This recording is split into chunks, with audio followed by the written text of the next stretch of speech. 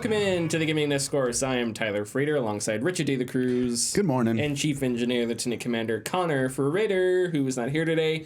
It is January 24th, 2022. Follow us on Twitter and Facebook at the Gaming Discourse. Go to our YouTube channel, YouTube/Gaming Discourse, where we post videos. A new video hopefully will be posted by Thursday or Friday. I've got about 3,500 words written about Gloomhaven. It ended up being a little bit lengthier than I thought it was going to be, which is fine. But I think I'm in a spot where hopefully I can get that out soon. And then as I was talking to you before the show, and not when we had to re-record the intro because something went wrong. They don't have to know that. I've got a lot like in the back of my head written about Halo Infinite. Yeah. So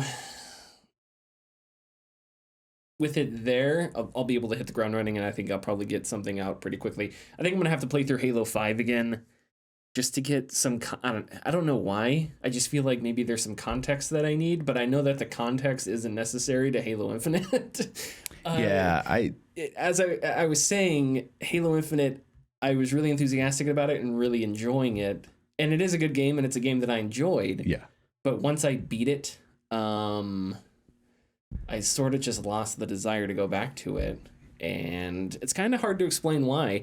I didn't like the ending very much. Mm-hmm. And we discussed that. I discussed it last week, vaguely. But after that, I just sort of... I don't want to say it's sour to my experience, but the ending was just it felt very, very manufactured. And it's like one of those zinger endings, but it's not much of a zinger. No, yeah. It's a very...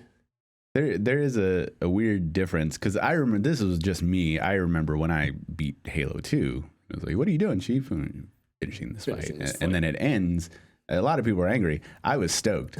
I was like, I can't wait. I can't wait because I felt there was enough game up until that point that sure. I wasn't disappointed. I get if people were, but I do know the like zinger at the end here, and it was just kind of like, okay, did you have to leave it there? Like, could you, like, you know, it was just kind of. It felt like, when I say manufactured, it was the ending. Everything was extremely convenient, mm-hmm. right? There just so happens to be this thing, and this thing just happens to end, and now the chief and the weapon are going to do this. Mm-hmm. And it was just so. I don't know. The story addressed Halo 5, it addressed Cortana's sacrifice, but it also reinforced Halo 5 in ways that I don't understand why. Mm-hmm. If you're pivoting away from Cortana being a villain, why make her do villainous things? Mm-hmm. You know what I mean? Yeah. It doesn't make any sense. Right. And not just villainous things, but murderous things. Yeah, it was you know? It was definitely villainous. Yeah. So it's like, if you're pivoting away from Halo 5, why then lean into one of Halo 5's more controversial story elements and make it more controversial so? Right. So I don't... Yeah, there's this sentence in my head that I keep thinking of. Halo has just passed me by. Because it's just... The trilogy since Halo 4 has been a mess. Mm-hmm. And now when people talk about Halo, it's you can get cat ears on your Spartan in multiplayer. Yep. It's not about, you know, and I'm going through multiple things here, but it's like the conversation around Halo Infinite is not starting at, wait a second, why are we not outraged that that armor customization has been relegated to a free-to-play economy with, doesn't that all suck? Like, shouldn't we hate this? But that conversation has already been pushed to, well, is it too grindy? Is it not grindy enough? How fast do you earn XP points? How fast can you get through the battle pass? It's like, wait, stop. We need to go back to the beginning here. And that's the question. Does the horse armor need to exist? Not how pretty is the horse armor? Do you get it fast enough? Yeah. Is it effective enough? You know what I mean?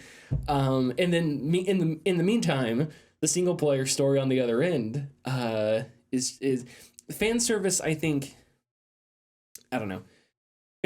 Sometimes fan service bothers me, and I roll my eyes. Other times it's like, okay, this is harmless, it's fan service, it's corny, but I'll indulge, sure, whatever. Halo Infinite's fan service, for the most part, I was like, it's indulgent, it's fun. Yeah, I'm down. The ending of the game was the fan service where I was just like, oh, so it's just this easy, huh? Mm-hmm. I don't know if that's vague enough, but yeah, and if I do wonder about particularly reviews and reviewers, because Halo Infinite's getting tons of 8s and 9s. Yeah, it was a really good game. It's a very good game. But I feel like when obviously your job was when you review something is you review the entire package, and if something falters, then it brings the score down. Like that's how it works. And so if something as critical as the story, what you're playing the game for, has a lot of either plot holes or questions that you're just plain not answering, like presenting and then just plain not answering. How is this game getting 8s and 9s? It reminds me a lot of Metal Gear Solid 5, because from a gameplay standpoint, Metal Gear Solid 5 will go down as, one of the most in-depth, insane stealth games, action games ever made. It's it's 6 years old now, and if I go back to Metal Gear Solid 5 and I do some of the stealth stuff in it, it's still mind-blowing, But the Metal Gear 5 story was just so weird, and even within the context of Metal Gear Solid, it sort of rehashed some older ideas. It just wasn't as creative. It made one huge creative leap where at the end of the game you're not really Snake, you're this other guy. God, which if he was able to finish this, you were the medic in the helicopter. Yes, that's a joke, right? Yeah. But you can't deny that it's one of the greatest stealth games ever made, and the open world stealth is incredible. It puts so much to shame and does so even to this day. And Halo Infinite sort of, I think, similar, because they nailed so much about the combat and the open world. A lot of it is so much fun. The story is just, it's like, I don't know, it didn't, I guess in my mind, if I'm writing Halo Infinite's story, I need to somehow make Halo 4 and 5 matter while repositioning the Chief's story in a place that makes sense with the ending of Halo 4. If that makes any sense. Yeah, it does. Because Halo 5 was just such a left turn straight into a tree. So how do you do that? I don't know. But Halo 5's Halo Infinite's thing was to lean both away and into Halo 5 while just conjuring up these new things for a new trilogy. For a new something. Yeah, or a new something. Got to keep the gears turning. Yeah, somehow. Exactly. Anyway, I did not expect to talk about Halo Infinite for that long. That's fine. I'm making that's what I mean. All that stuff is just floating around my head, rent free. It's there, just waiting to be put. Keeping you up at night. Yes, exactly. What have you been playing, Richard? Not much. I've not been playing much. A little more Hades, and I have gone back. I have circled around back to my comfort game, which is Genshin Impact. I'm doing that again. And I sat there as I was playing, because it's no consequence. Like, that game is just no consequence. Jump in, run around, beat some things up, do some simple missions for people. And I when I opened up, it wasn't Far Cry 6. It was Odyssey, Assassin's Creed Odyssey. Oh, okay. When I played that last year and a half ago, and I opened up that map and I just looked at everything, and I was just like, I just don't have time, and I don't want to do this. So it's completely hypocritical, because I look at the Genshin Impact map and I'm like, I can't wait to do all this. This is great. So, and it's structured like an MMO. Sure. The game is not over. Like, there's tons of story left, but they're providing it in updates every 2 or 3 months. They'll insert new story missions, and they'll insert new characters, and they'll insert new regions. and new regions are completely based off. They seem to be doing the Pokemon thing where they're based off different countries, because where you start out at, it's called Mondstadt, and it seemed to be inspired by like Europe, by like middle. There's like knights there. There's like the Knights of Favonius, and they're in a castle, and sure. And then when you go to Liyue, there's like, it's like Chinese inspired. So there's pagodas, there's, and then you'll go to like off the sea, you'll go to another region and it's Japanese inspired. So there's temples and there's stuff. And now they've introduced a new one, which I think is like Greece. I've heard it's like Greece inspired or something, but anyways, it's very, very cool. But yeah, I've had to turn to that as my comfort game, and it sucks because I have, and you just talked about it today, Kina Bridge of Spirits. Yeah. It's like, it's been installed on my computer or my PS5 for weeks, and it's like I need to get to that. And I started Ender Lilies, which I really had loved, but I put down since, and I've been wanting to play more VR stuff, but there's a lot of stuff going on, and I just need something to dull like when I get home. So I'm like, ugh. Sure, and so Genshin Impact is that. And then I'm still trying with Hades. I have to beat it, I think, 2 more times. And so I got done watching GDQ, and they did a Hades run, a race. Mm-hmm. 2 guys were playing Hades, and interesting. So they were talking about like the type of builds, and so I was like imprinting that in my head. I was like, okay, I got to do that, And I ended up doing one of them, and it worked out very well. Oh, nice. And I tried to do it again, but with a different weapon, and I ended up getting to Hades with almost full health. I had like maybe 60-70% health. And what they call 4 death defiance, I had 4 death defiances. Yeah, that's a lot.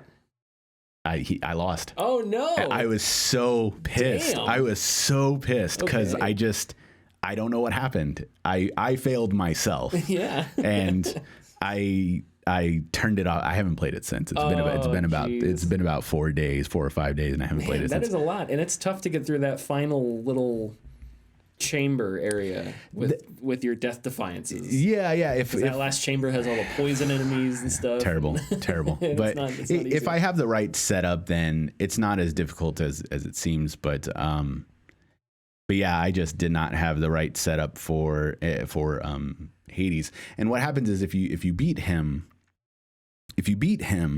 the first time, what happens is, as your punishment for beating it, before you start a new run, you get a contract that gives you certain parameters for your next run. So if you add what they call a heat, basically, we'll do I think it's called overtime or something. Okay. If you add that, then basically all of the enemies that you fight in each chamber, there's 20% more of them in each one. So that's what you had to deal with for the rest of the game. But you'll get more rewards because of it. So, push and pull, not push and pull. Give and take. Yeah, sure. No, that's the one. Anyways, and so I think I had forced overtime to go. I think I had that on. So I was fighting more enemies than just Hades, but the weapon I had was not suited to deal with those enemies as well as Hades, and I think that's what like really got to me. And that's just anyways. Oh. Okay. So just those 2, just Hades and Genshin. I'll tell you, the build that I use, there's only ever one that I used in Hades, and I use the bow. And Zagreus, surprising. The alternate attack with the bow is he fires a bunch of like smaller arrows, like in a 40-degree angle in front of him, like a fan. What's Athena? No, I don't remember. Goddess of Wisdom. Is it Athena? Athena, yeah. Is it Athena? She has the shields. One of her abilities makes your secondary attack deflect. Yeah, hell yeah, man. I love it. So that's all I do with the bow is I get that sucker, and then I'll let enemies throw a bunch of stuff at me. Yeah. I do that fan attack. Yeah. It deflects everything basically on screen. Yep. It's extremely powerful. Love it. I figured I had stumbled into the game's easy mode. Yeah. But it makes me feel a little bit better if there's other loadouts people do. Yeah. So what I had, which I thought was unbeatable. So I had the gun. There's a gun. You get a gun. Oh yes. Yeah. So I had the gun, and I got the Tartarus hammer or Daedalus hammer, so that I never had to reload. So it was just but it was a 3-round burst instead. Okay. So I got that, and then I got Artemis's whenever an attack lands, she shoots several arrows as well. So I had that gun with several arrows going. And then I had Ares' Blade Rift. So if you press A, he'll throw like a spinning thing. But if you have Ares and Artemis together, you get a duo boon, which now it's called Hunting Blade. So those blades, not only when I throw them out, they'll follow the enemies. Oh, that's awesome. And so I had that going. I had all of that going, and it was just constant damage. And I couldn't seal the deal. And I just so mad at myself. I'm still mad at myself. Let's move on. Let's get the hell out of here. I'm sorry. No, thank you. Thank you. I appreciate it. At least you're not the Buffalo Bills. All right. So I've been playing. I played a lot of Gloomhaven. I talked about Gloomhaven last week. I'm making a video about it. So just go watch the video. Oh, okay. In a couple days. Shut up. I'll get right on that. But I haven't really played much else. I hopped back into Aliens Fireteam. Neat. I think they added new maps, right? Recently, or is a that couple new modes? modes. A couple different survival modes. So I'm playing it on. I have it on Steam. I also have Xbox Game Pass. I was playing it on Xbox Game Pass. It like crashes and it has a lot of weird problems on Xbox Game Pass, and that really disappoints me because I know there are games that have problems on Xbox Game Pass. Mm-hmm. So it sucks to finally encounter one, especially one that I like as much as Aliens Fireteam. But I really, really hope we get an Aliens Fire. I haven't looked if they're planning on it or something. I really hope we get an Aliens Fireteam sequel. Yeah, because it's such a fun, really clean. I mean, there are bugs in the game, and obviously the Game Pass version has issues. But when I say clean, I mean it's just a really simple shooter. There are a lot of fun classes, and they animate the aliens really well, and all the crazy things they do, and it's a really solid co-op shooter. And the only downside is it's not super long. There's not a whole lot of content. Yeah.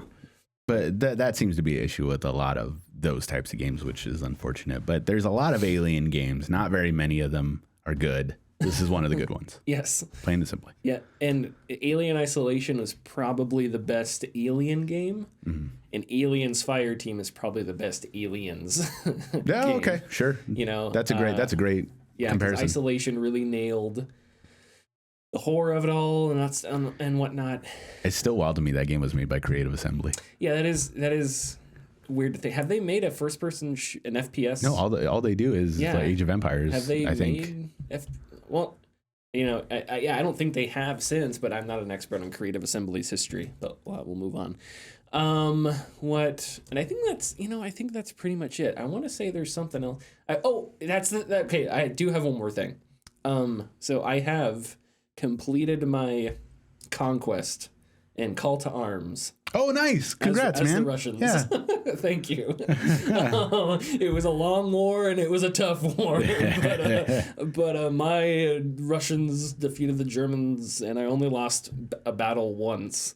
Ooh! But it was really interesting because it was cool to see the escalation of tech as conquest went on, and that's by design. That's how it's supposed to go. Mm-hmm. But it was cool because as I was fighting, I had the T-34 is a standard Russian tank. It was their workhorse for a long time.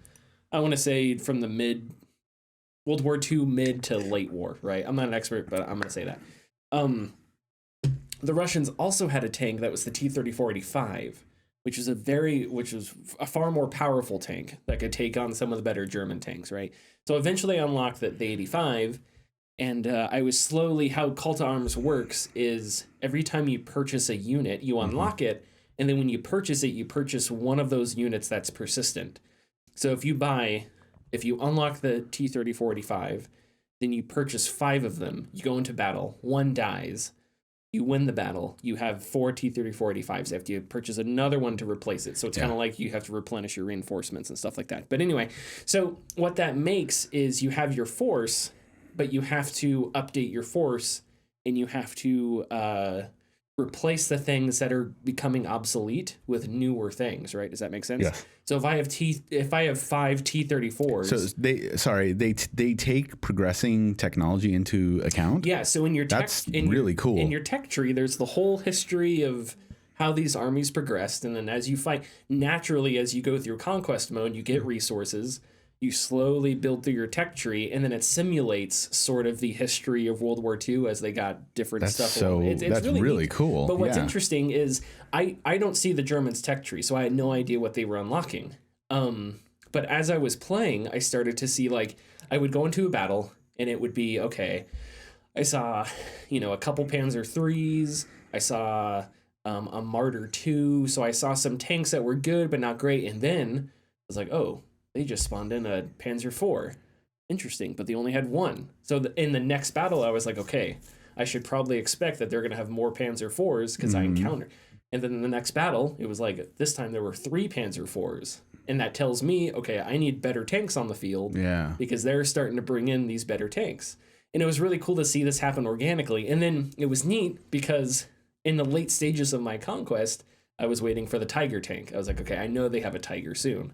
They have a ton of Panzer IVs. I'm holding them off fine because the T-34s and 85s do fine against Panzer IVs. Yeah. But I was like, once this Tiger appears, I'm going to be in trouble. Over. I'm going to have to figure out how to, like, I'm going to actually have to, I can't just set a tank at a bridge and say, kill it when it enters here. I'm actually going to have to maneuver and take it out.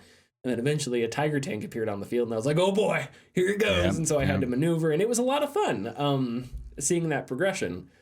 But yeah, in the final battle, it was lots of back and forth, and I lost a lot of tanks, but I ended up winning. And it was a lot of fun. I might go through as the Germans just to see the Germans' tech tree, and I know they have different tanks and things like that. I read online a lot of people consider the conquest mode in Call to Arms. They say it's too infantry heavy, which I thought was weird because at the end, all I was running was tanks. Like, I didn't have any infantry at all. But the thing is, I had the fog of war turned off, so I could see the entire battlefield at once.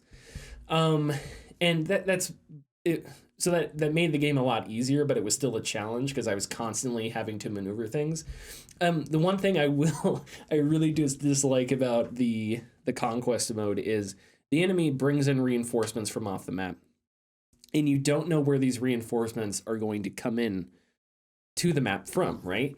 Yeah. So I will attack an objective, and there was one map where I was assaulting an objective, and all of a sudden, on my behind my tanks, spawned an enemy tank, and for the rest of the game, as soon as this happened, I knew this is where they're going to be spawning their reinforcements. So I had to figure out how to assault this objective while fighting off tanks that are just spawning behind me. It's like not very good map design. Yeah. But it was kind of cool because there was a ravine in front of where all these tanks were spawning, and because Call to Arms, you can control the units. I individually controlled the tanks, drove them into the ravine so that basically only the top part of their armor and their turret was showing. Yeah, everything else was in the ravine. I thought that was so sick. So when an enemy tank appeared, they would see out, but they would just see 3 turrets stuck in this ravine. Yeah, and you can't get to them because they can't aim down, I thought it was so great. I was like, yeah, that's awesome. I was so happy. But anyway, so that's rad. That's awesome, man. That's my history. It was long. It was a long war. It was a tough war.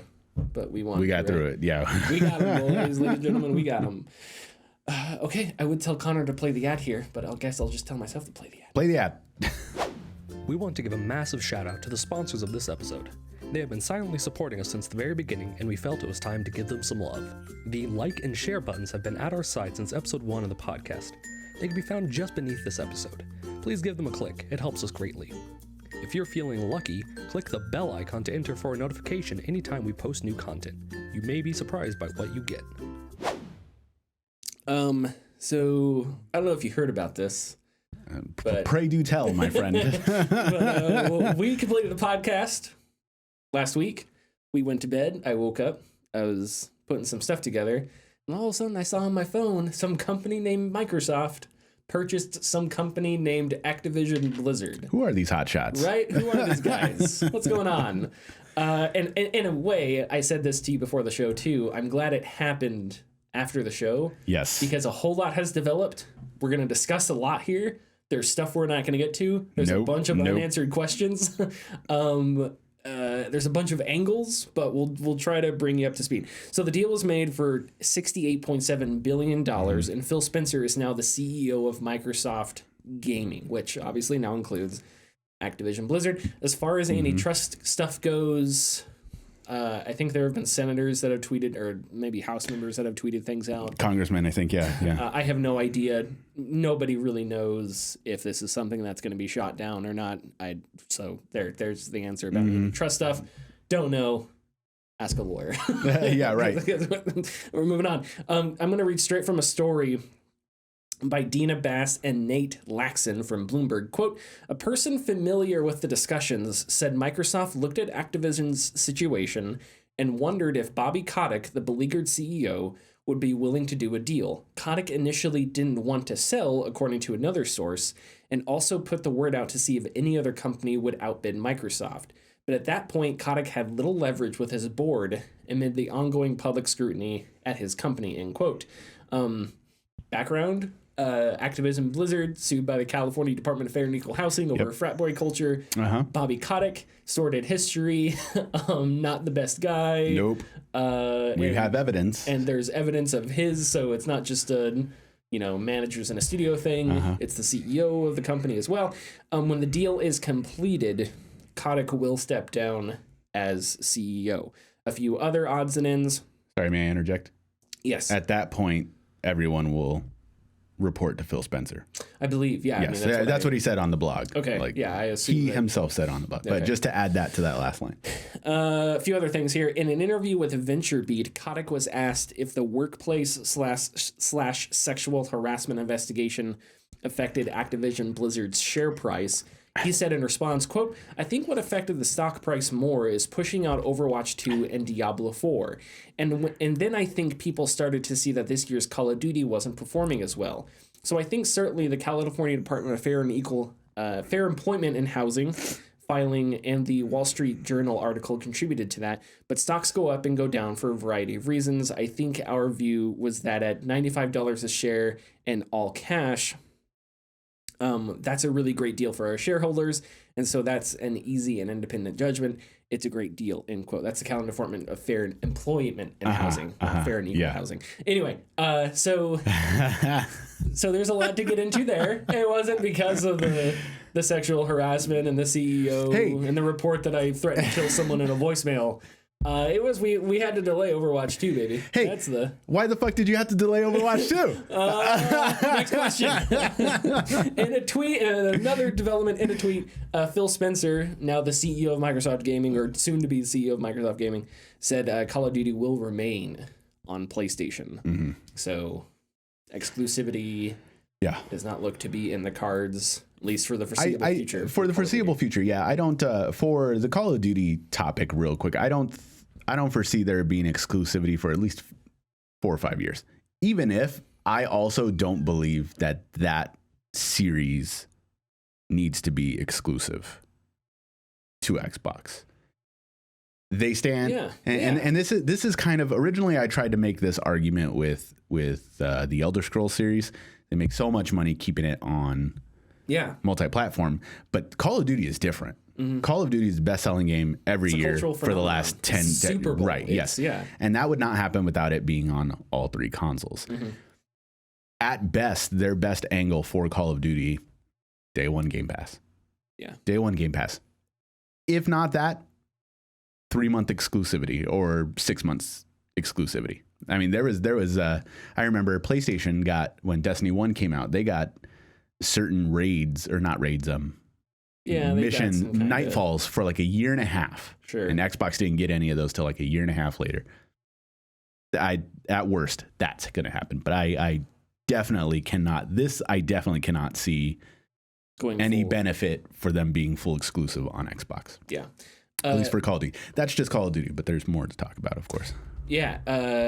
So corporate consolidation is never a good thing, I think.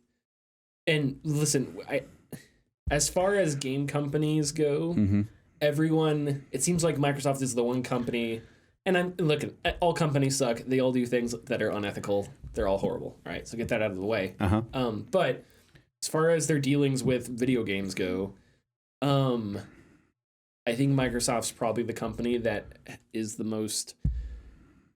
has the most optimism surrounding it for the past few years, has been the most, not progressive in a social sense, but progressive in a how do we change the games industry sense. I think a lot of people look at Phil Spencer that way, right? Yeah, like they definitely do. We do. Approval ratings of CEOs or company faces, right? Like I have never... I don't like everything that Phil Spencer has says, but my eyes have never rolled so far back that they fell out of my head like they have when Jim Ryan talked about, backwards compatibility or whatever, like that. So or cross-platform. Cross-platform. There's also, I mean, Microsoft to some extent like walks the walk, because they didn't have to release that adaptive controller for like they did not have to do that whatsoever. They didn't have to, but they did, and nobody expected it. Like it was just, hey, here's so everyone can play. This is great. There is still some, like, we don't want to give them all the benefit, but it's reasonable to have some reservations on this. Because while things are positive now, what happens in 20 years? What happens in 15 years? Right. And Phil Spencer retires, some other jabroni comes in and is like, hey, and completely changes up the plan for Microsoft, and suddenly that optimism's completely gone, right? And that also sucks, because as happy as we are about the possibilities surrounding this acquisition, the thing is, a lot of this stuff isn't even going to be appearing until 4 or 5 years from now. Like, a lot of this change, a lot of these, like, because we have another year and a half left of Kotick. Sure. Still hanging around. Oh God, yeah. Let's not let him get away. Right. We don't want that, but unfortunately this seems like it is going to be a situation where at the end of that year and a half he just goes, see ya. Sure. And that's it. Like, sorry, but sure. That's what we got. But yeah, if we're all happy about the possible changes coming, but yeah, like I said, I mean, we're not going to see that for a bit. Bobby Kotick's statement. I don't know what to say. Okay, is it completely unreasonable to think that there was a shareholder that gave zero shits about the lawsuit, and then they saw the news with Overwatch 2 and they were like, I'm done with this company. I'm over it, right? Yeah. Is that completely unreasonable? No. But the statement, one, I don't think it's unfair to describe it as throwing these teams under the bus. Two, if you'll pardon a bit of a tortured metaphor, it's like, hey, why did your house go down in value? Oh, we got rid of the second bathroom. Oh, that's weird, because it's on fire. It's like, yeah, getting rid of the second bathroom probably helped it decrease the price. Yeah. But it's also on fire.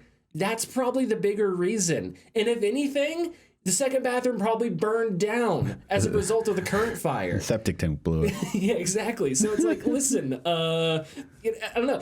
The third thing, why has what's the narrative about Blizzard past 10 years? Why have they had a hard time figuring things out the past 10 years?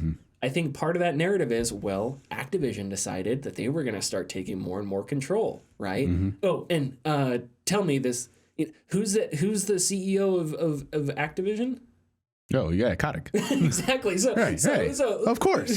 Interesting, isn't that? That one of the companies that you guys have purchased in the past however many years, all of a sudden is struggling. So the point I'm trying to get to here is, okay, it's either the sexual harassment stuff, which, yes, it's Blizzard has struggled over the past few years because of poor management and because of overreach from Activision. That's your bad. Yeah. And, so I don't know. I don't think it's unnecessary, or I don't think it's unfair to say you're throwing these studios under the bus. He absolutely is. And it's such a horrible look. It's such a horrible look.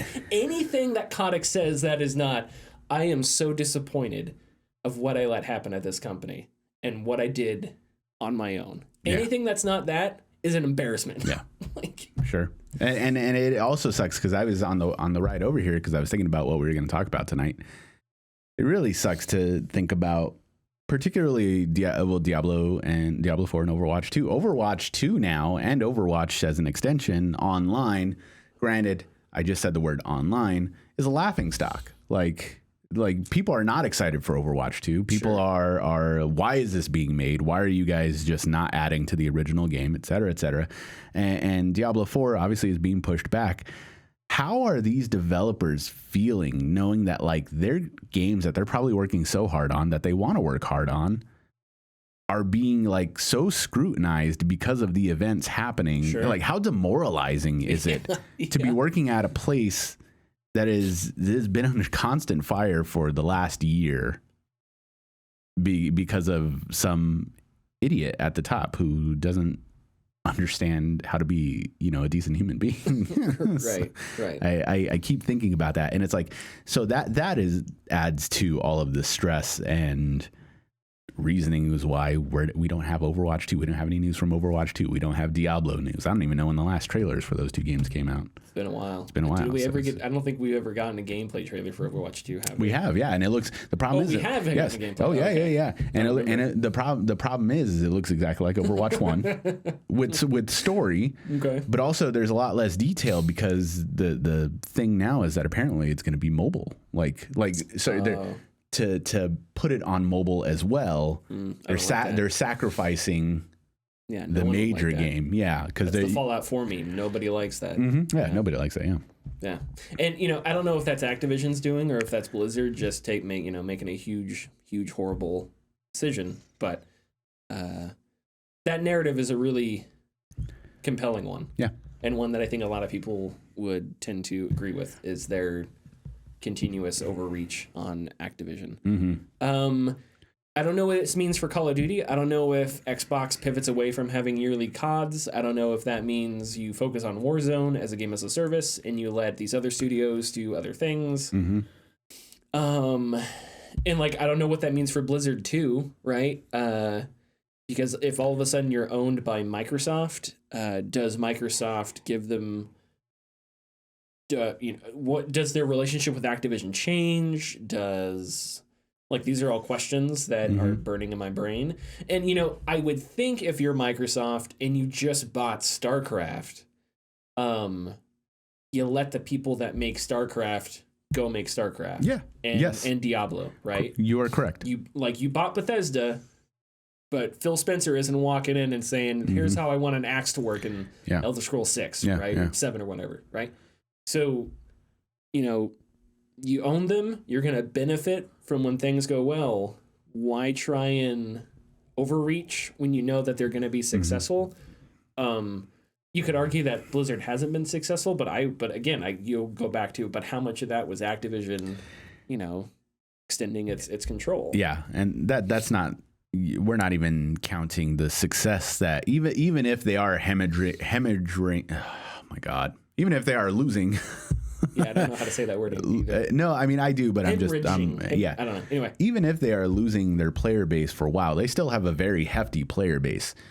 And you got to think of all of the positives of having, WoW on PC. They have BattleNet now, WoW on PC, StarCraft on PC for Game Pass. I know you can plug keyboard and mouse into Xbox Ones and PS5s now. Yes, sir. Maybe port WoW and StarCraft to your Xbox. Who possibly this is explosive. Sure. With all the possibilities that Microsoft now has.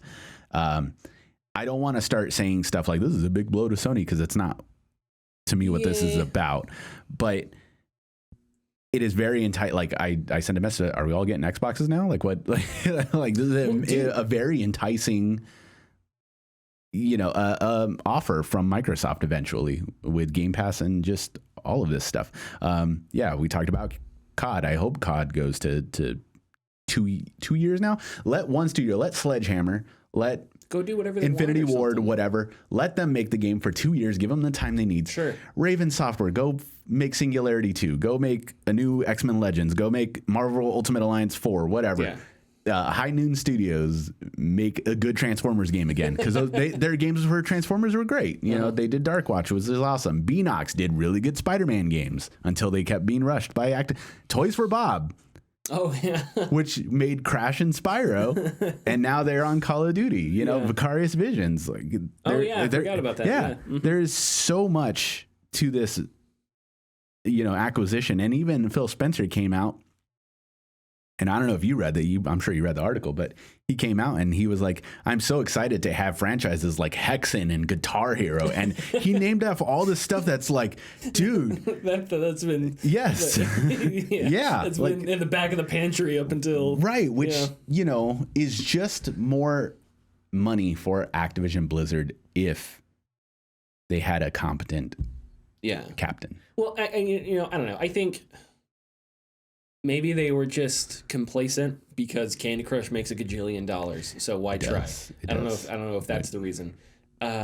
Which they own that now. Yeah, but that's I think this is the optimism as we look at what Xbox has done over the past few years. I hate Halo Infinite's multiplayer being free to play. That aside, whatever, that's one thing.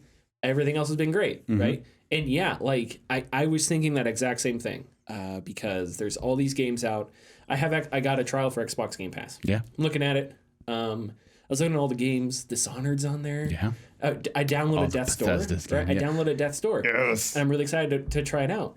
And I'm like, man, you know what? If I could find one of those digital only Series S's or whatever. You can.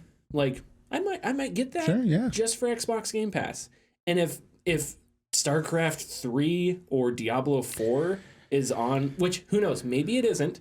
But if it does release on the Game Pass, if it's a day one Game Pass, that's a console seller. Sure, right? Absolutely. A Game Pass box, like that is a straight up console seller. Go remake Warcraft 3.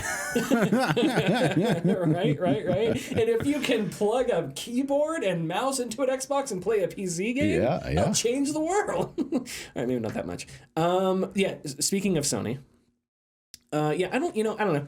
Sony, like, I think Sony's fine. I don't want to say Sony's resting. Yeah, no, I agree with you. Sorry, go ahead. Well, yeah, Sony's fine, but it's not like, it doesn't mean they can't just do nothing, right? I do wonder if this pressures them into looking at what else can we do with PC ports.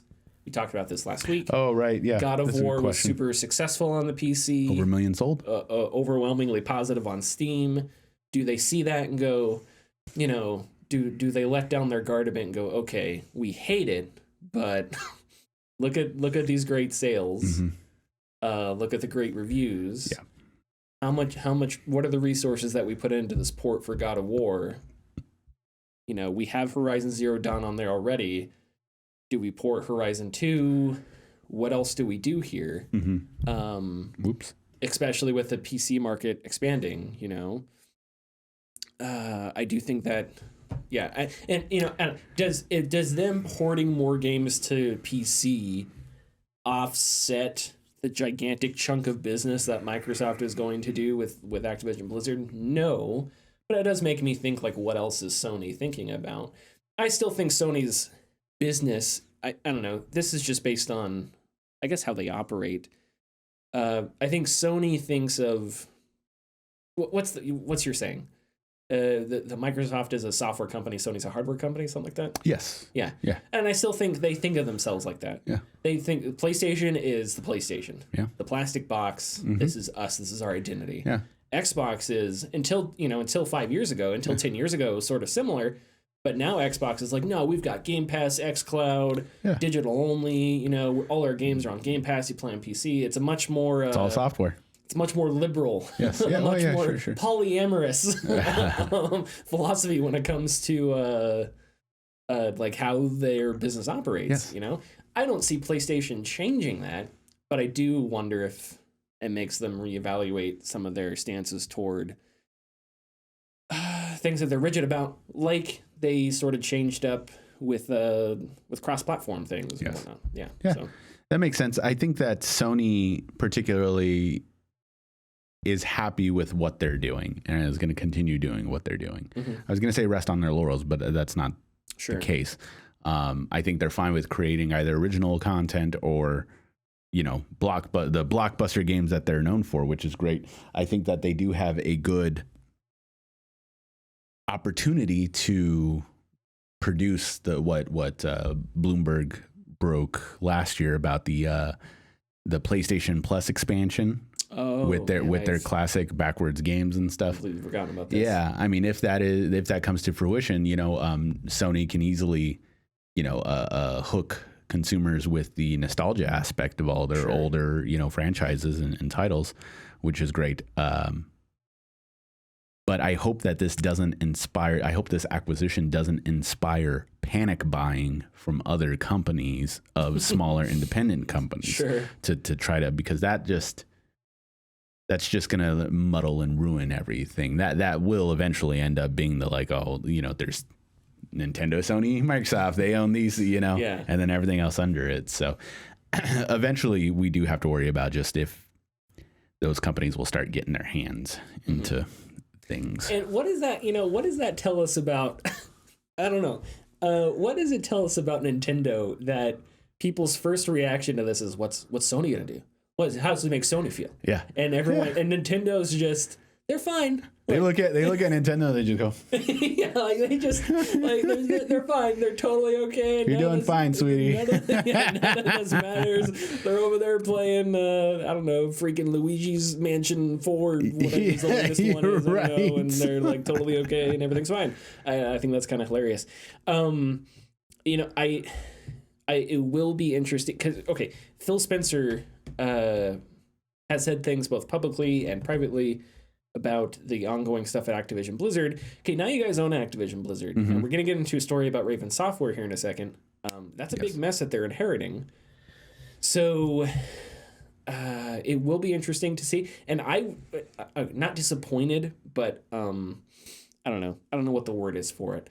I would be dismayed if Microsoft just fumbled with this thing, because if the narrative is true that they saw a company in peril, they said, hey, why don't you step down, we'll take over this for you. I think part of that responsibility is figuring out how to take care of the cultures in those companies, right? Yeah, of course. Especially when you spoke out against that culture when the story first developed. So if in a year we're still getting walkouts and stuff at you know, well, you know, I won't put a time frame on it. I don't know, but part of this acquisition, I feel like you have to be cognizant of what is going on at Activision Blizzard. Yes, and I hope that going into it, they know, okay, we have to put in work here too. Is that idealistic of me? Yes. Is it wrong of me though? I don't think so. Mm-hmm. So yeah, that would be that's probably the other important thing to mention. Yeah, which sucks because it's you don't want to put a time frame on it, but I am year and a half. Yeah, sure. Yeah. All I mean is I don't know how long it should take. Yeah. If I ask someone at Activision Blizzard, how long should it be until everything gets worked out, and they say 6 months, I'm gonna be like, okay, that's fine if that's what you think, you know. But like, I don't know. But yeah, like in 2 years, if you know, I don't know, in 2 or 3 years, if we're still getting like nothing's changing and like, okay, well that's Microsoft. What the hell, you know? Okay, let's talk about Raven Software. Employees at Raven Software have decided to form a union. Congratulations. This is following 5 weeks of striking after 12 QA workers were laid off, unfortunately. But reading from the website, it says, quote, following the layoffs that began on December 3rd, 2021, it has become apparent that the current working conditions have become unattainable. Is that right? These firings came after 8 months of assurances that restructuring and increased wages were being negotiated. All of the 12 employees were top performers and crucial to Call of Duty Warzone, which generates over $5 million in revenue per day. This event is but one instance of the company breaking the trust it has requested of us and is only one contributing factor that has led us to organizing. Can I pause you real quick? Yes, please. This is my fault. I didn't include in the notes. The name of the union is Game Workers Alliance. Got it. So I was going to ask about there. Horrible journalism on my part. No, don't worry about it. New York Times exclusive. Before we moved on to the story, I was looking at that and I was like, I need to ask before I start reading this. And then I started reading it, so it's my fault. There you go. I like it. Cha-cha. I like to do Da cha-cha. Continue. Activision Blizzard Senior Director of Game Communications Rich George told a few outlets, quote, Activision Blizzard is carefully reviewing the request for voluntary recognition from Game Workers United. While we believe that a direct relationship between the company and its team members delivers the strongest workforce opportunities, we deeply respect the rights of all employees under the law to make their own decisions about whether or not to join a union. Yeah, Game Workers Alliance. Again, I'm sorry. Game Workers Alliance, Richard, I apologize. That's okay. Oh, wait. Oh, yeah. I had it wrong. Yeah. All right. Yeah. Game Workers Alliance gave ActBliz until the end of January 25th to recognize them. If not, Game Workers Alliance, I was about to say United again, will file for an election with the National Labor Relations Board. Yeah. Okay. So we have said this. If you are against unionization, fine. Mm-hmm. There's got to be a solution, though. And I have no sympathy from people from executives at Activision Blizzard that, hey, this is a big deal. Don't just jump into this thing now. We like direct communicate. You have had issues at your company for the better part of a decade, right? If not a decade. Your CEO said he was going to kill somebody in a voicemail, right? And I don't know. Listen, we haven't heard the voicemail. I don't care. You've had time to fix things. You've had time to figure things out, and you haven't. So I have no sympathy. And if you're cautioning, if you're trying to spell caution or ask for caution, maybe you should have fixed it. Like, I think it's that simple. You had a chance to fix your company, you didn't. Right. And now this is the consequence, right? Yeah. And and I hope things work out. We're gonna get into another story about Crunch here in a second, but I think it's really that simple. That I just don't. If you think this is such a big deal, and you think by you, I'm talking about Activision Blizzard executives or something like that. If you think this is such a bad decision, maybe your company should have been in better standing with its employees for the past 10 years. Maybe that's a good solution. Just a thought. But it wasn't. No. So this is what happens, And that is completely besides the fact that the reaction to the lawsuit when it first happened was so all over the map, It was Francis Townsend, apparently from Bobby Kotick, this is false. I never took steroids, Mark McGuire, right? And then the other one was J. Allen Brack, I think it's J. Allen Brack, apologetic, stepping down. So it's like, okay, well, what's the message here? Yeah. Totally fumbled out of the gate. Completely embarrassing for a company of this size, for any company really. So, you screwed the pooch, and good for these people to stand up and try and make their workplace better, because their workplace wasn't going to do it for them, and they've had plenty of chances in the past. I got nothing to add. We'll talk about. We'll go on to Lego Star Wars then. Crunch. More Crunch. At TT Games. Traveler's Tales. Yeah, Traveler's Tales.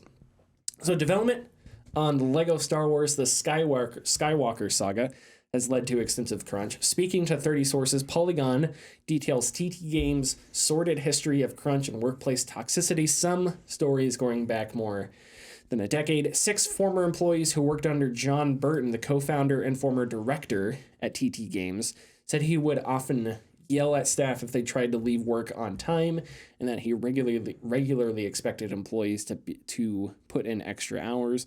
One former employee who worked under Burton said, quote, "A big problem was that crunch was premeditated. It wasn't an emergency protocol for when things went wrong. Instead, it was a tool in the box for production. Projects were planned with crunch periods in the schedule, or even worse, crunch was the schedule. It was a regular occurrence because of the type of games we made, movie tie-ins and kids' stocking fillers. They all had deadlines dictated by a holiday event or the release of some film," end quote. Multiple QA testers who have worked at TT Games over the last decade say working conditions were among the worst they've ever experienced in the games industry. Many problems came to a head when the Skywalker Saga began development. The studio made an unpopular decision to switch engines from the to the NTT engine, while employees wanted to use the Unreal Engine, which is far more familiar, but management didn't want to pay the royalty costs, though development has since switched to Unreal. So they went back on what they wanted to do, I guess. During the development of the Skywalker saga, management coined the phrase strive for 85, meaning they wanted their Metacritic score to be at or above 85, which is a detail we're going to talk about here in a second. There's a bunch more in the story we didn't get to. I hate to make it sound, I don't want to sound condescending or belittling, but you just have a checkbox. It's like, what was there harassment? Yeah. Was there toxicity? Was there crunch? And it's just, you just check all the boxes. Yeah. And it's sorry, I don't mean to cut you off. No, that's good. It is poetic that in the same week that this story comes out, there's a story about a game, about a development group unionizing. Yeah. This is endemic in the industry. And what do you expect? Anyway, sorry, go ahead. No, I'd imagine, I'd imagine all these publications, Bloomberg, Axios, Polygon, Kotaku, are all reaching out to just any and every studio. Are you experiencing crunch? And the answer is yes, unfortunately. And it's just, thank goodness this is all coming to light. Knowing... being in the games industry, I'll use quotes on that because it's a retail industry, but I work in video games. So knowing how many Lego games have come out consistently throughout the years, I have absolutely no doubt in my mind that crunch is extreme over at TT Games. Probably just as extreme, if not worse, than what Telltale Games went through, because they did the same thing. It's like we had to put out... And they all had to be bangers, you know what I mean? They all had to be, which goes into that strive for 85 thing. The Lego games are formulaic by design. Every single one is exactly the same. They're all fun. Yeah. They're all good. They're all good to play. I play them still to this day. They're fun, but it's also kind of that weird, like you're probably going to get that 85 because it's the same. But this, I don't know if you've seen the way this game looks. I haven't looked into it very much. I know it's supposed to be the biggest Lego game. It is, and it is drastically changed as far as gameplay wise. Like there are now third-person shooter segments. There are now the action is very hack and slash. Okay. A little more advanced. Like it's open world ish. It looks very cool. It looks like they have done a lot of work to make this game good, but that's not without consequence. Sure. And so that's very unfortunate because these games are primarily aimed towards the younger audience. Everyone can enjoy them. Like I just said, I enjoy them to this day. But for something that is aimed towards the younger audience where you're going to get your sales, you're going to get, your good reviews. Well, yeah. And it's sort of like a Madden thing. Like if you're a 30-year-old mom or dad and you have no idea what to get your son or daughter for Christmas, right? How could you go wrong with a Lego Star Wars game? Right, exactly. Right? Yeah. Like how could you possibly go wrong with that? And it's, young kids don't, kids 10 and under, it's lightsaber, cool. Sure. Yeah. Like they couldn't care less. But anyways, no, I'm not saying that's a bad thing. I'm just. Of course. Yeah. But go ahead. So yeah, the strive for 85 thing, it just infuriates me. I believe in review scores because my philosophy is I'm someone who I don't like to read reviews, at least before I play the game. I'll read reviews after. Right? But I like to go into games completely fresh. I don't know anything about it. I remember when Halo 3 came out, I watched one trailer, and I had a friend who was really excited to show me other trailers. And he's like, there's this thing called a Hornet. And I was like, I don't want to hear about it. Yeah. And I had no idea what a Hornet was going into Halo 3 until I actually found one in the story, right? Neat. I had no idea what a Mantis was until I found one in Halo 4, right? I had no idea what the end of game roguelike-ish realm was in God of War until I encountered it, right? So, and that's just me. So the way I write reviews is I try to do a similar thing because I think there are people that want to hear opinions and read, and they're fine with learning things about the game before they delve into it. But I think there's a lot of people like me that just need to know, just give me like a digestible point, right? So I think there's points. So I think there's a purpose of review scores of some kind, right? A 1 to 10 scale that doesn't have any solid definition behind it, I think is antiquated. Just because it's so nebulous with the numbers, and I think it's one of those things that I know there's a word for it, but I can't think of it. Compulsory, maybe. It's easy to get across. Yeah. I gave this game a 7. Problem is, 5 people could have a different definition of how a 7 what a plays 7 field. is. Yep. And that's where the bulk of the text comes in handy. So when you get to Metacritic, that nuance is completely stripped away. Yeah. Because sure, you can go find all these different reviews, but come on, who's doing that? So when you distill it into a single number, that is, so it's already complicated when it's one person's 7, right? One person's 7 is complicated enough. Yeah. 3 people at IGN, their 7s, that's even more complicated. When you have an aggregation site that is 100 different reviews and it's getting a 70, like, that could mean so many different things. Yeah, no, for sure. Call to Arms has a 70 on Metacritic. Yeah. And listen, Call to Arms has a ton of bugs. I've had the time of my life with Call to Arms, right? Of course. So if I were to write a review about Call to Arms, there'd be a lot in it because it's a really interesting game. Yeah. It's really janky. It's really poorly made in some areas. It's also incredible in some areas. But sorry, the point I'm trying to get to here is we need to get away from... Okay, well, maybe that's more of a media thing. Studios, I think, need to get away from this idea that their accomplishments should be distilled down to a Metacritic score, right? And I don't know. To them, that means sales, I guess. That if they can reach this number, it's going to sell this many things. I don't know. But I maybe this is a systemic problem that doesn't have a single perpetrator. I want it to be more complicated than that. Does that make sense? Yeah, it does. Because a game's worth and a developer's work should not be dictated by a stupid Metacritic score. An aggregate. Yeah, and you know, if our scores are letters. But if there is any possibility one day that Metacritic takes our reviews and starts putting them in the aggregation, I'm instantly giving all the games that we've ever reviewed and all future games the highest grade possible. Because that's not the point. Yes, an S++. Right. No. So, I mean, we talked about this. We talked our review scores specifically. It's because that problem exists. When people look at a 7, especially online, it's automatically bad. For some reason, like just people are like, no, but because the way that the grading system here at our schools in the U.S. is different than the rest of the world, as far as I understand, it's like A is great, B is good, C is passing, like C is good, it's you're passing, and then when you go to D and F, it's like, that's bad. We know automatically looking at those letters, because most people strive for C's. Okay. I'm dude, like some classes, if you could just get by, cool. Like sure. If I get a C in math, I'll be like, all right, man. There's definitely a cultural context. Right. Here. Yes, exactly. So I mean, that's why we went there. But it's interesting. It's like reviews are subjective. Yeah. But that strive for 8 to 5 thing, that is also something that just kind of indicates to me that it's not about making a good game. It's about making money, like making more money. Yeah. And which I don't.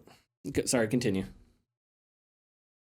It's more complicated than that. I'm certain. I'm very surface level, but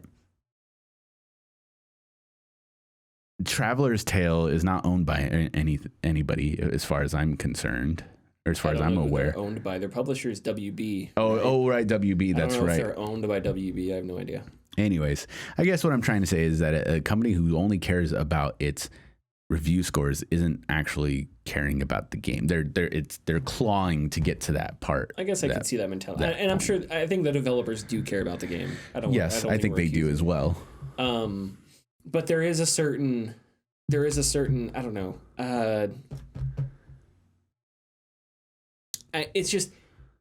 It's not.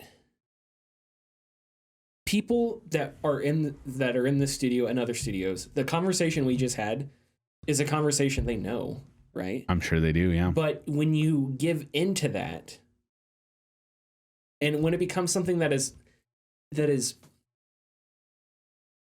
like top down, you know, what's the word I'm looking for? Memo, like that's been memorandumed, right? That's just something that really bothers me because it shouldn't be like that. But also the problem is not just the studios that do it; it's also that we have a tendency in the media to do these things, and it's also that, you know, that's how people read things, and so it's a systemic problem.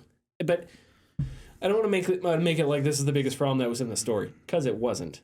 Obviously, crunch, toxicity, right. Those are the biggest things. So those are the systemic problems that matter more. But we had a similar issue with Anthem, right? I think Anthem did their mock reviews, and they were giving it like, oh, right. To bolster the score. We need to get away from that. I think we need to come up with a better way to make, if people don't want to read a review, they just want that score to help them understand how is the game doing. We have to balance that with the understanding that here is the digestible part, but just know that this digestible part is not as nuanced as everything else, right? Yeah. So if we understand that, then we shouldn't be making corporate memos about reaching an arbitrary review rating. Yeah. Because this number is meaningless in a lot of ways. Because different people's 85 is, you know, and it's the same thing on Steam, you know, mostly positive, very positive. Right. It helps you get an idea, but you know, 2 games with very positive could be very positive for different reasons, and all those reviews are going to be talking about different stuff on Steam. And then the other unpredictable side, which has become very prevalent in the last 5 years, is the advent of Twitch and streaming, and you know, it doesn't matter if your game is quote unquote good or if you get an 85 on Metacritic. There are people who will play the game because it looks cool or interesting. Sure. Because of that. And there are games that have massive sales now. It may take some time. The best example is Among Us. Among Us was out a year or 2 before a streamer played it, and it blew up in popularity. So there's just way too many things that can happen regarding, you know, the sales of a game and the impact of it. So anyways, are we ready for tidbits? Let's do it. A man discusses the news, but not like the big news, the little news. Little bit. This is the tidbits. I had to pop my neck before we get to it. Get ready. Hard work. Not really. I mean, it is, but it isn't. Anyways, what's that meme of the farmer? It ain't much, but it's honest work. Yeah. I disagree. Pepperidge Farm remembers. Ultimate Marvel vs. Capcom 3 modding has now changed forever until they come out with something new. For around a decade, modders have been adding new skins and trying to get alternate characters into Marvel vs. Capcom 3. Okay.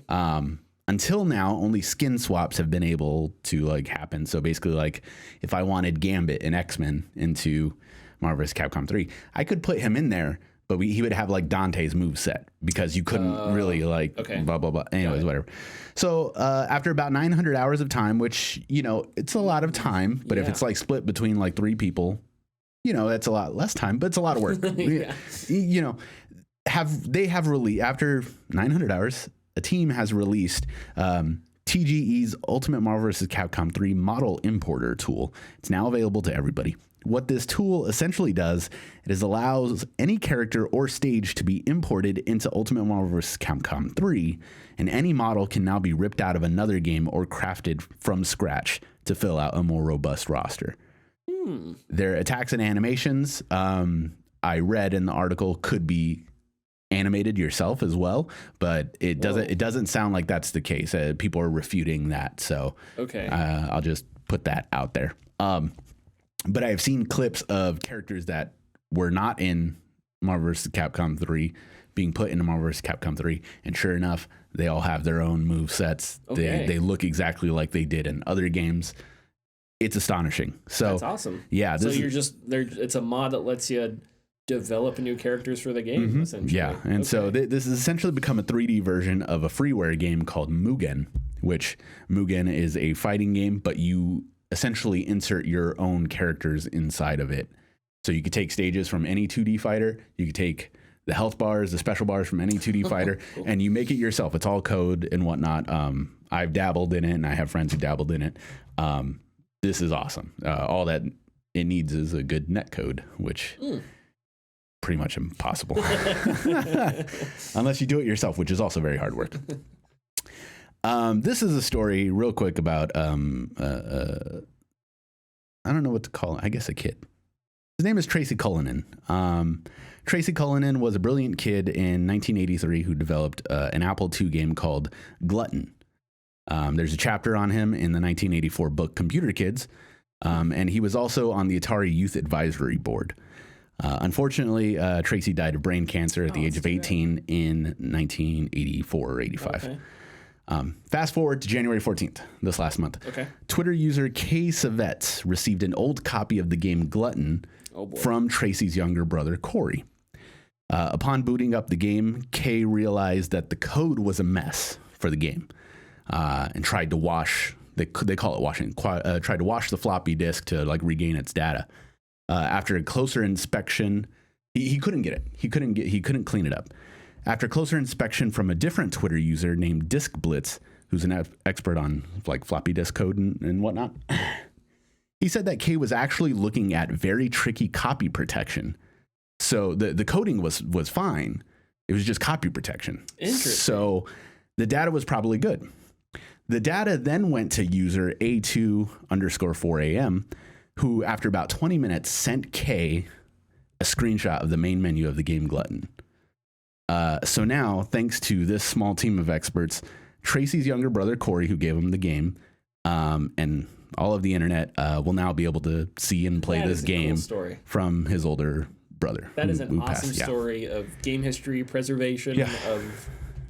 Absolutely. Yeah. That's just a nice feel-good story. It is a very feel-good story. We should have let off the podcast for that. Sorry. That should be the only thing we talk about. Next week, we're talking about that story, and that's it. I'll only find good news. This is no longer the tidbits. This is the good news corner.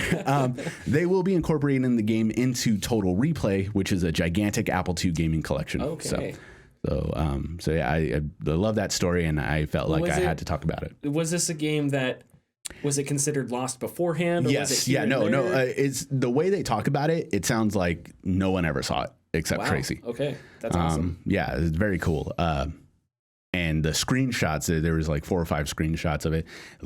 Looks pretty great for a 1983 game, like on Apple II. Like it looks very simple. Obvious. It looks like not Pac-Man, but Pac-Man, the simple games like that. But it just for 1983 on an Apple II computer. It looks pretty good. Yeah, sure. So, anyways, man, that makes you think. Like, yeah, what's in the bottom of a box? What's in the box? In some developer's house. No, and that's some how this developer in Wisconsin who retired 10 years ago worked in the game industry for 30 years. What's at the bottom of that guy's box? That's exactly how this shit happens. There was an old Atari console that was being made. It was like an augmented reality Atari console in the 80s. And they canceled it. And one of the guys who works at Atari has all this crap. Yeah. And that's how they found, nobody knew about it. And we can get into this all day. We'll save it for Frank. Sure. On the show next week. I had to tell this story. I'm sorry. Final Fantasy VII's Tifa Lockhart is involved in an NSFW scandal. So this almost makes it sound like she's a real person, but she's real to me.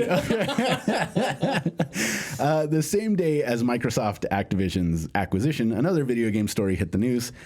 During a Senate meeting between several meetings on a Zoom call, a user named Alex Spence Zoom bombed the meeting and began to play an NSFW video clip created by user Dragic of Tifa and someone else. Anyways, was it Cloud? No, it was. They're always faceless. There's, Okay. This particular meeting included. I don't know why I'm adding this. This particular meeting included Nobel Prize for physics winner Giorgio Parisi among its participants, and it was a seminar entitled Towards a Transparent Civil Service. So it had nothing to do with it. It was just somebody wanted to fuck around. Eventually, after cries of sex offender and, oh Christ, the user was removed. So that's it. That is just a funny mishap. That's it for the tidbits. That's our species. Yeah, no, that's it. That's what we have. That's our timeline. That's it for tidbits. I got MPDs. Hooray, NPDs. Oh, yeah, we don't have a thing for MPDs. Huh? You're a smart motherfucker. That's right. That's our MPDs thing. It doesn't make sense. No context, but I may not be the smart one, but Matt Piscatella in the MPD group is, which is where I'm getting this stuff verbatim. So let's get to it. December 2021 consumer spending across video game hardware, content, and accessories fell 1% when compared to a year ago to $7.5 billion. 2021 consumer spending reached a record of $60.4 billion, 8% higher when compared to 2020, and about $8 billion less than what Microsoft bought Activision for. Oh, yeah, okay. That's not on the notes. I just threw that in. Yeah, sure. December growth in subscription and recurrent spending across PC, console, VR, and mobile platforms offset declines in premium game sales to keep content spending flat versus a year ago. Okay. Hardware is down 3% and accessories are down 9%. Spending fell in December of 2021 when compared to December 2020. How can I spend my money on things I can't find? December video game hardware dollar sales declined 3% when compared to 2020 to $1.3 billion. I mean, how can they rise if I can't find what I'm looking for? Despite the December declines, full year 2021 hardware spending reached $6.1 billion, gaining 14% compared to 2020. Nintendo Switch was December's 2021 best-selling hardware platform in units sold, while Switch and PS5 effectively tied for dollar sales leadership in the month. Switch led 2021 hardware sales in both unit and dollars. MPDs are a tiny bit longer because we have the year. These are like year-end stuff, so there's a little more. Call of Duty Vanguard was December's best-selling game. Surprise. Yeah. Call of Duty ranked as the best-selling video game franchise and tracked dollar sales for a record 13th consecutive year. Halo Infinite debuted as the second best-selling game of December 2021. Halo Infinite ranked as the December's best-selling game on Xbox platforms, while also leading sales among tracked titles on PC. Now, hold on. So that's sales. Yes. So that is that single player. Yes. Yeah, that is not Game Pass. So that's got nothing to do with Game Pass. It got nothing to do with the multiplayer. Mm-hmm. Okay. And that's physical, right? Yep. So, okay. It should be physical and digital, I think. Okay. I think Xbox includes digital. But that's great because this right here is already showing that although Game Pass is enticing and people love Game Pass, people are still willing to pay for the game as well. Yeah. So, yeah, I mean, you have Game Pass, but I think you bought Halo Infinite still, right? Yeah, and that's just because I wanted to being a fan, yeah. Yeah. I mean, I do that too. I might get the box. I don't know. I didn't really like it. I might not get the box, but what was I going to say? I don't always have Game Pass, but I never know when I'm going to run back to the single player for Halo Infinite. So sure. Will I be like that in 5 years? I don't know. But that's how I am now. So. Anyways, Pokemon Brilliant Diamond and Shining Pearl was the third best-selling title of December 2021, ranking first on Nintendo platforms for both December as well as 2021. 2021 dollar sales of Pokemon franchise physical software reached its highest annual total since the year 2000. Pretty good. Other sales tidbits real quick. Resident Evil Village finished 2021 as the year's 8th best-selling game. Resident Evil franchise dollar sales has reached an new all-time annual high for the U.S. market. MLB The Show 2021 was the 9th best-selling game of 2021, ranking 5th on PlayStation platforms and 18th on Xbox. The Show 21 is the best-selling baseball game in the U.S. history. Oh, okay, yeah. Wait, that specific edition? Yeah. Oh, wow, okay. Well, now it's on 2 consoles. Yeah. Oh, yeah. That's right. Because it went to. Mm-hmm. Yeah. It used to be a. It's supposed to be coming to Switch too, if I remember correctly. I would love a baseball game on Switch. That'd be nice, actually. That'd be really nice. I think about it. Seven of the top 20 best-selling games of 2021 also ranked among the top 20 bestsellers of 2020. Okay. Is 3. One of them Breath of the Wild? No. All right. 3. It is a Nintendo game though. 3 titles: Mortal Kombat 11, Smash Brothers Ultimate and Mario Kart 8 also appeared on. Yeah, also Didn't appeared that come out on. in like 97? It came 2013. 2013. Yeah, it's so long ago. Yeah. The Wii U was a thing. Yeah, it came out on Wii U. So. Like, Also appeared on both the 2020 and 2019 top 20 bestsellers charts. are you going to get to a stat about the Switch still selling great? I'm sorry, what? Are you? Is there eventually a stat on here about the Switch? Yeah, there still already was. killing it? We already passed that. Yeah, because that's got to be why. it People is. buy Switch. Absolutely. They get Breath of the Wild, Mario Kart. It is the go-to game. Mario Kart is the go-to game. Just anyone can play it. It's always fun. Yeah, I have it. So I have it too, and it's a blast. Even if I haven't played it a while, it's a blast. Yeah. Okay. Let's see here. 9 of the top 20 best-selling games of 2021 on Nintendo platforms were published by Nintendo. The only third-party title to crack the top 20 is Monster Hunter Rise, published by Capcom, which ranked 6th. This is great. Sales of VR and AR hardware and accessories during the 5-week holiday period from the week of Thanksgiving through Christmas, so that's November 21st, 2021 to December 25th, 2021, more than doubled in unit and dollar sales, up 180% and 153% respectively versus the prior year.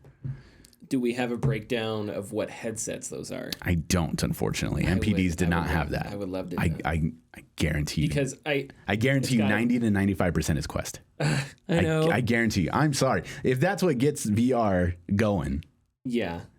It makes sense because if you can't find a PS5 that or an Xbox and, One, there's just Oculus 2 headsets. They don't seem to. At least I haven't seen it where they've been like hard to find. They have not been. Probably harder to find than like they were in March or something. Yeah, but the thing is, they're as scarce as a PS5. Right, but they're using chipsets that the guys now don't need. So they have all the and it's like it's a mobile based platform, and that's operating probably system. Yeah, that you know helps. What I'm saying, but that probably makes it easier. I don't imagine. Absolutely. Yeah. December was the 10th consecutive month consumers spent more than $2 billion in mobile games across the App Store and Google Play, something that has occurred 15 times since the onset of the global pandemic, with 11 of those occurrences coming in 2021. December 2021 spending on video game accessories declined 9% when compared to a year ago to $493 million. Sales totaled $2.7 billion, an increase of 2% when compared to a year ago. The Xbox Elite Series 2 wireless controller is the best-selling accessory of 2021, while the DualSense was the 2021 bestseller. That's it. That's all for the MPDs for this month. Speaking of controllers, I'm going to need a Nintendo Pro because I've lost 2 Joy-Cons. One of them just in the last week. Nice. Like lost them or they're just dead? No. Like one of them died. Yeah, one of them just died. The other one had really bad drift and it's gotten to the point that it's like you can't play with it drift. Yeah, sure. Okay. So, all right. I'm gonna have to get a Pro controller. Dude, Pro controllers is where it's at, man. Is it good? Unless, we'll talk about it after the podcast. Okay. Follow us on Twitter and Facebook at The Gaming Discourse. Go to our YouTube channel, YouTube/Gaming Discourse. We post videos. Hopefully, a video about Gloomhaven sometime this week. And we will see you next week. Bye-bye. Bye-bye.